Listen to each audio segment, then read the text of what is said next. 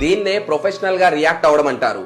ఇలా జరిగినప్పుడు మీరు సైలెంట్ గా ఓపిక్ గా ఉంటే మిమ్మల్ని అవమానించిన వాళ్ళని ఇది సిగ్గుపడేలా చేస్తుంది. ఇలా కాకుండా మాటకు మాట దెబ్బకు దెబ్బ లాంటివి మీరు చేస్తే వాళ్ళకి మీకు పెద్ద తేడా ఏమీ ఉండదు. మీ మనసును ఎంత పవర్ఫుల్ గా ఎంత కామ్ గా ఉంచుకోవాలి అంటే దాన్ని డిస్టర్బ్ చేసే దమ్ము ఈ లోకంలో ఎవ్వరికీ ఉండకూడదు. ఎందుకంటే మీ ఈగో మీకు టెంపరరీ సంతోషాన్ని ఇస్తే మీ మనశ్శాంతి మీకు పర్మనెంట్ గా ఆనందాన్ని ఇస్తుంది. మీ హేటర్స్, మీ రిలేటివ్స్, మీ ఫేక్ ఫ్రెండ్స్, మీ చుట్టూ ఉండే నెగటివ్ జనాలు ఎవ్వరు ఏమన్నా కూడా మీరేమీ మాట్లాడకండి.